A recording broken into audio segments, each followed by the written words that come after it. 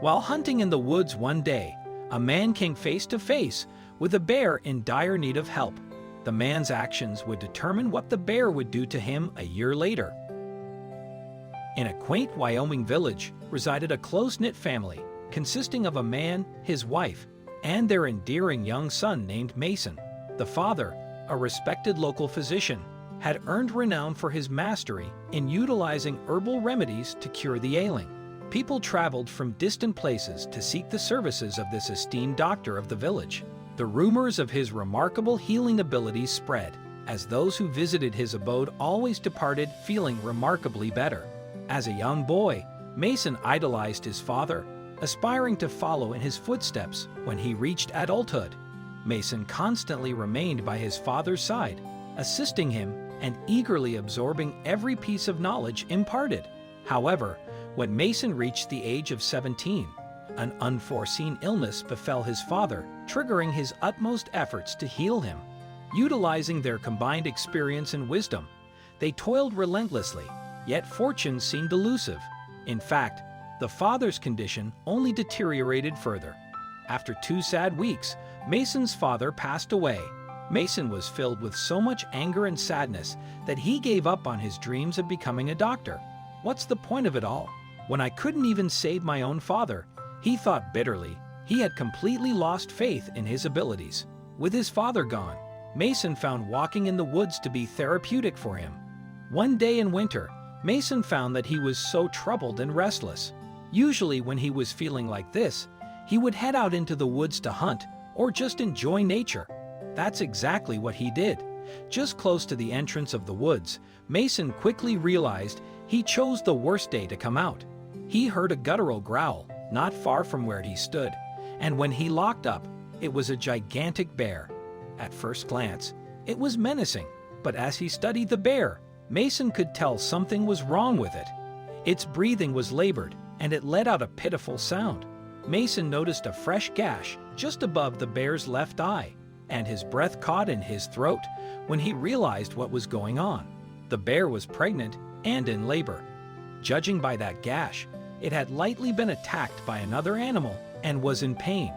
Mason wasn't quite sure the bear had seen him yet, but he contemplated slowly retreating before she did. It was, however, too late. He locked eyes with the bear as she growled loudly in pain. Behind those dark eyes, the young man could tell that there was an intelligent soul in there trying to communicate with him, asking for help. This was a stupid thing to do, but Mason decided he could not leave the bear like this. He had helped animals through labor before, so this was not far into him. He ignored his fear and all the alarms going off in his head and stepped closer to the bear. The next 20 minutes were the most unreal and high-tension moments of Mason's life. He managed to help the bear deliver her babies after discovering that there was an unusual problem with the birth, hence why she was in so much pain and seeking help. He also gathered some herbs to help with her injured eye, despite how terrifying the encounter was. The bear was so unbelievably calm and instead looked at Mason with gratitude. At first, he worried that she would attack him after he helped her, but instead she simply carried her young, and amid away, Mason knew they would never cross paths again and that no one would probably believe him. But as he walked home that night, he felt inexplicably happy. Saving the bear had reawakened a part of him that he thought was long dead. He remembered how much he enjoyed how, and this eye-opening experience made him realize what a mistake it was to quit. Mason quickly rushed home and told his mother of his experience and his decision to start helping people again. His mother could not understand what he was saying. He sounded half mad, but she was grateful to this mystical bear that brought the light back to her son's eyes. Little did she know that she would have a lot more to thank the bear for. Over the next few days, Mason would go back to the spot where he had the incredible encounter with the bear. As expected, he didn't find her there, but he hoped she and her cubs were safe and had not been attacked by another animal. Even though Mason knew they'd never meet again, he would cherish the memory for a very long time. She had given him the gift of rediscovering himself. Life continued for Mason. The first thing he did was open up his own medical practice in the village. Everyone was so excited to see Mason back in his element that they paid him visits and brought gifts to his new establishment. Things started to go well again, and he soon married his childhood friend and sweetheart, Brenda. Although he had now become very busy from his practice, Mason always made time to relax in the calming embrace of nature in the woods. News had that this year's winter would come late, and there would be a lot of blizzards. The doctor hated that he would have to avoid his calming spot, so he decided to go into the woods. One last time before winter rolled around, there was not much to do. Most of the animals around were already hiding away. As the weather became less friendly, a scurry here and there, but nothing too exciting. Mason was lost in his thoughts when he tripped and fell face first into a ditch several feet deep. It had gotten so dark that he must have missed the rock that tripped him. He tried to get up, but cried out as a sharp pain shot through his leg. His ankle was badly twisted. He started shouting for help, but in truth, he was so far away from anyone else and knew the noise could attract predators nearby. He didn't have a choice though, and after an hour of screaming his voice hoarse, Mason started to give up. He was in so much pain, and the cold were getting to him already.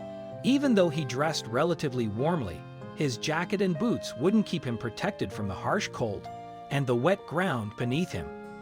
Mason started to lose consciousness, but was startled awake when he heard a loud thud in the distance. The thuds became louder and closer, and Mason began to panic. A predator had finally found him, and in this state, he was practically free dinner. Mason thought about his wife, Brenda, and his mother, how heartbroken they would be when they found out that he had been mauled by a wild animal, just hours after he promised he'd be back soon. The doctors soon realized that the thuds were footsteps of something huge. He was so terrified, and as he locked up at the edge of the ditch, he saw a menacing black bear staring at him hungrily. Just as the black bear was about to leap into the ditch, a large figure flew past and pushed the black bear out of sight. Amidst growls and clashes, the forest fell silent, leaving Mason's heart pounding in his chest. A gasp escaped him as a grizzly bear emerged, bearing an old scar across its eye and meeting his gaze directly. Mason recognized this as the very bear he had assisted months ago. The mother bear leaped into a ditch, followed by two smaller bears, presumably the cubs he had helped deliver that fateful day. Sniffing at him, the mother bear suddenly began licking Mason's face, leaving him frozen with fear, questioning whether she remembered him or if she intended to harm him. Unexpectedly, the bear grasped Mason's collar with her teeth, lifting him from the ditch and gently placing him a few feet away from the motionless black bear. Mason scrutinized the black bear and confirmed it was indeed the same one from that remarkable day. A true miracle. The grizzly nudged Mason, observing his struggle to rise. Drawing nearer, the bear allowed Mason to lean on her for support, and together they embarked on a slow journey out of the woods, with the two cubs trailing behind. Upon reaching the forest's edge, Mason anticipated the bear's departure, but instead, she led him straight to his home, where his worried wife and mother awaited. Initially frightened by the presence of the three bears, they were soon enlightened by Mason's explanation. His mother realized that her son had not been delusional after all. As they watched the bear and her cubs vanish into the woods, they understood that this would be a tale recounted for generations to come. And so Mason bid farewell to his old friend, for it was the last time they would ever meet. We eagerly await your thoughts on this captivating tale. Share your impressions in the comments section below. Your feedback is greatly appreciated. Thank you.